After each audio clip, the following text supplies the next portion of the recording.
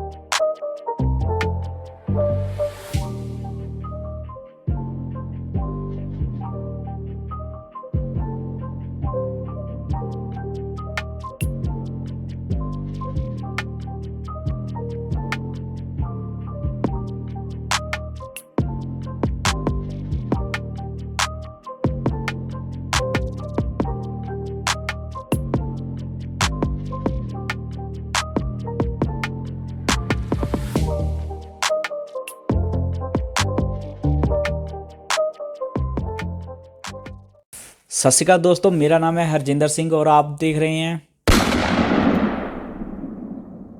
Boundless Sing. दोस्तों। जैसे कि आपको पता चल ही गया होगा कि मैं इंडिया से वेकेशन ख़त्म कर कर आ चुका हूं फिर से अपनी जॉब पर रोमानिया में।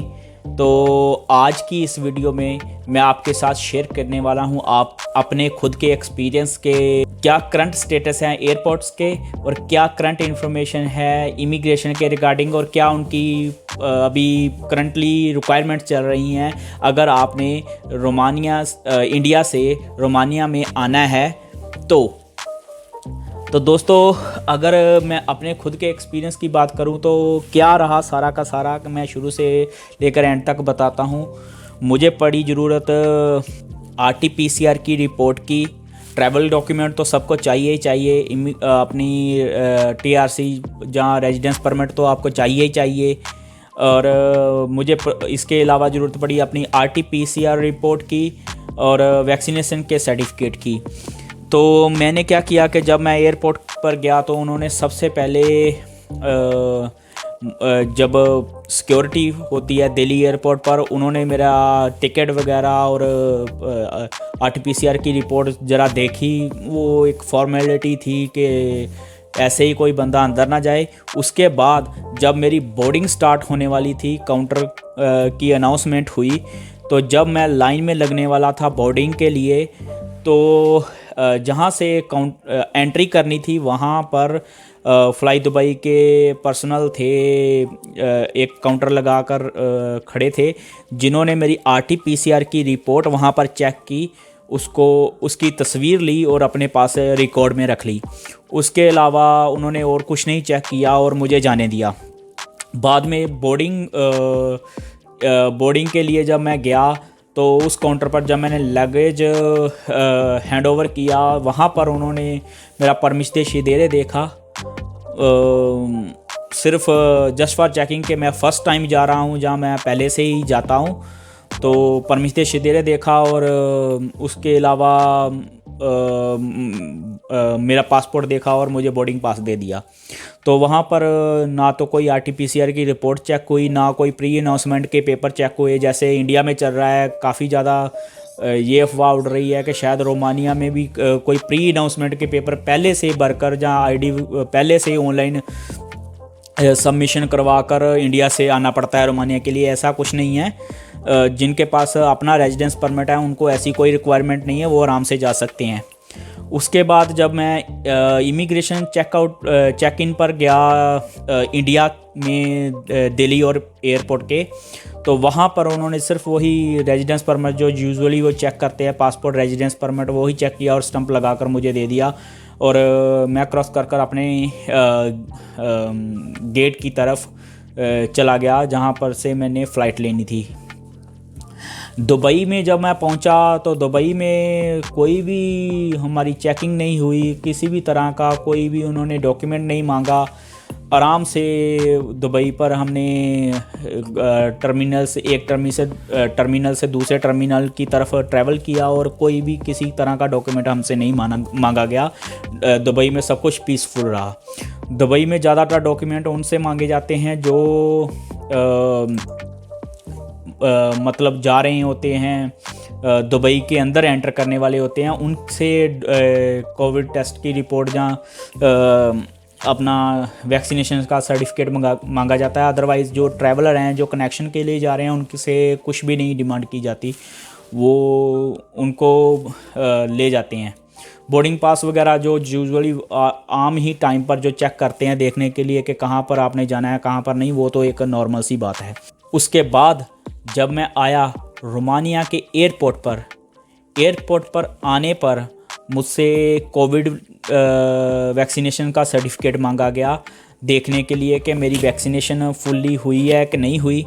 तो लकीली मैं तो वैक्सीनेटेड था, रोमानिया ही से था, फाइज़र की वैक्सीनेशन मेरी लगी हुई है, दोनों डोज और सर्टिफिकेट भी था मेरे पास।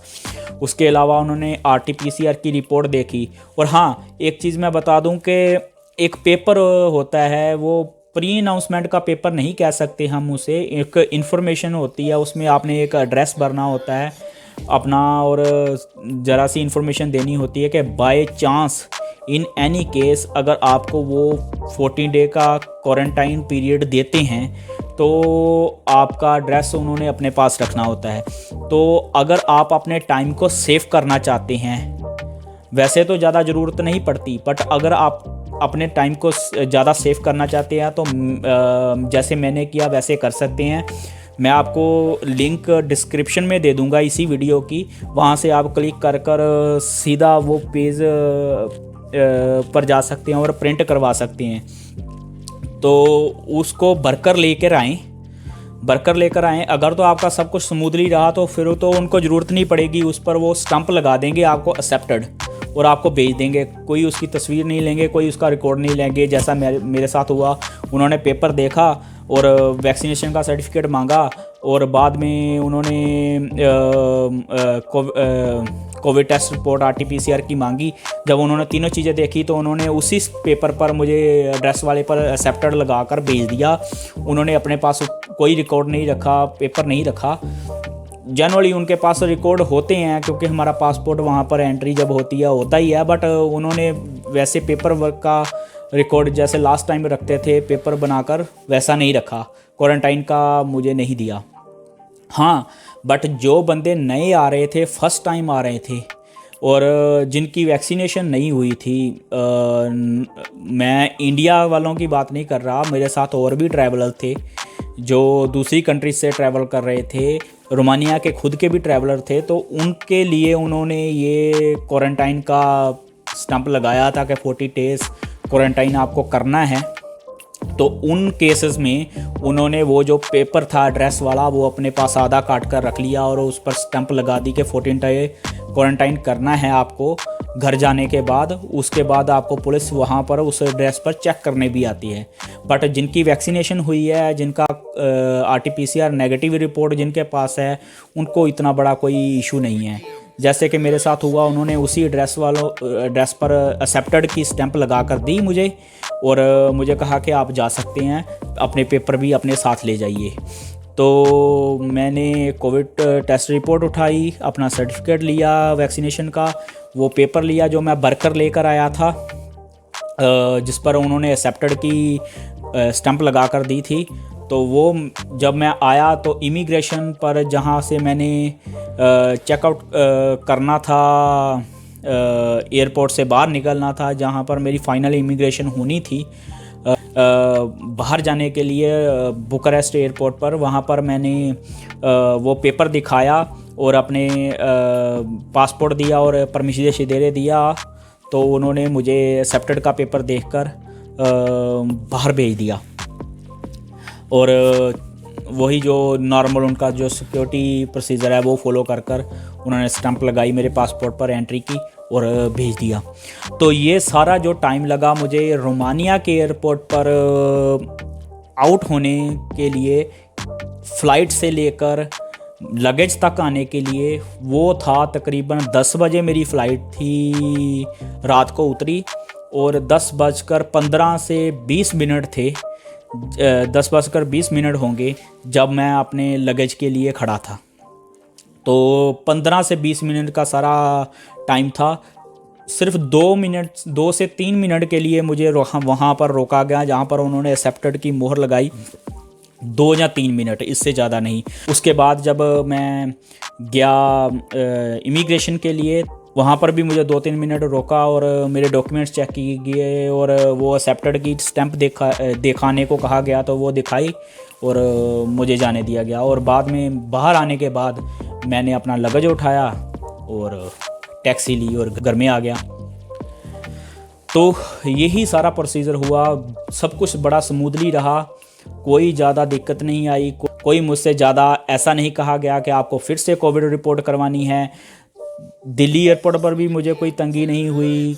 किसी ने मुझसे नहीं कहा कि आपको दोबारा अपनी RT-PCR करवानी पड़ेगी, यहाँ पर करवानी पड़ेगी, आपको क्वारंटाइन रहना पड़ेगा।